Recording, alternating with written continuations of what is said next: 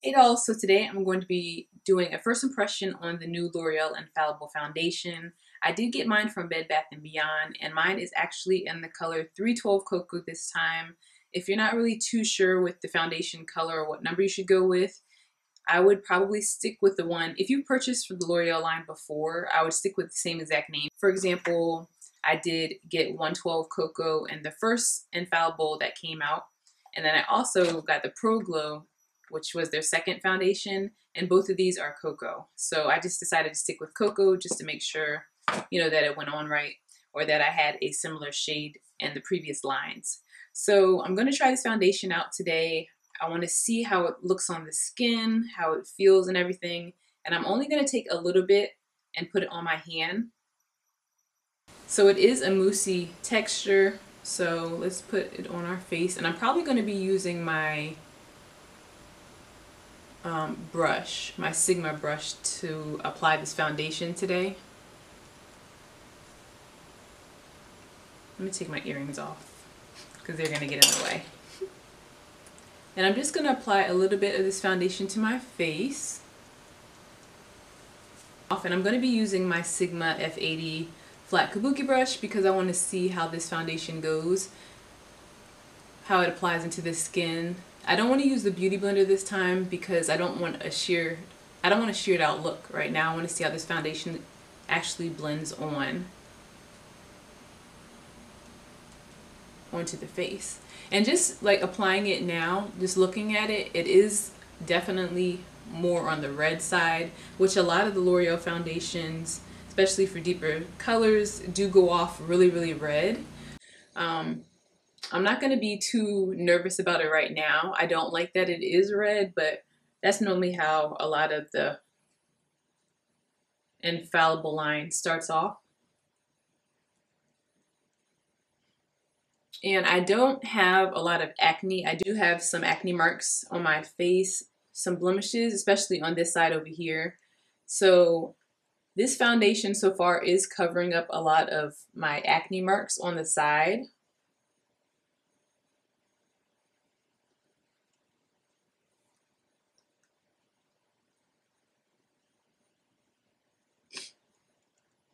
And it is blending in very nicely with this brush. So if you guys do want to try it with the brush, I would definitely recommend it.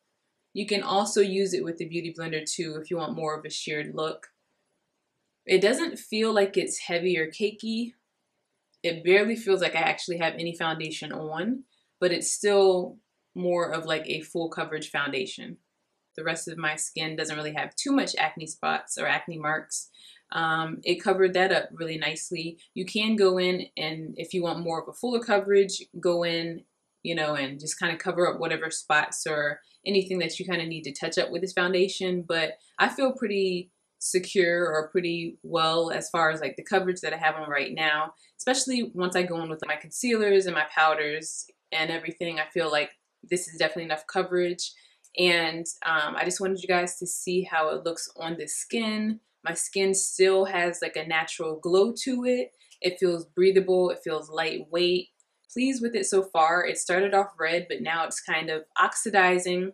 When I say oxidizing, it's not really getting darker. It's just actually, I guess, settling into like my actual skin tone or skin colors. And L'Oreal claims that this is a pro face and body foundation, so you can use it all over. And it's ultra lightweight and it has seamless coverage, which I do agree. It does look like it is seamless. I also am pleased because I feel like this is the look that I would get with a Beauty Blender, even though I use this brush. And this is the F80 from Sigma, just in case you guys are interested. But I like the way that my skin looks. It looks like it has like a natural glow to it still. The natural places where you would naturally highlight, like on the cheekbones, the forehead. I'm going to come back with my makeup and everything on and then give you guys the rest of my review. I just finished completing the rest of my makeup. This is the final look with the foundation.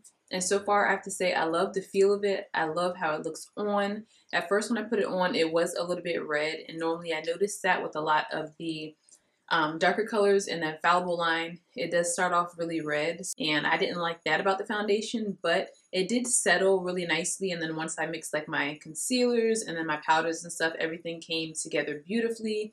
It feels like I don't have any foundation or anything on my skin, but it is more of like a fuller coverage because of like the moussey texture and just like the consistency of the foundation. It went on really nice.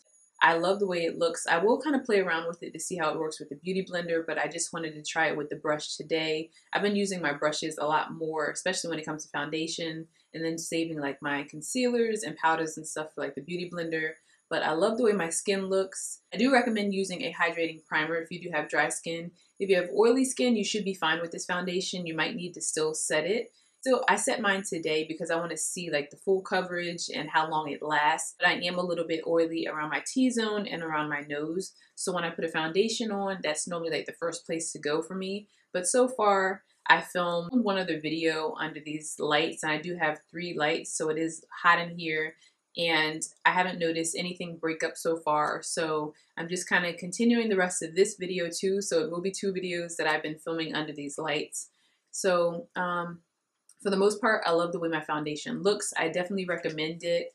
This is a great foundation. You guys know that I'm really into the L'Oreal Infallible line, and I have been mixing that with my Maybelline Fit Me, and that's what I've been using for the past couple of weeks. That's been like my go-to foundation combo.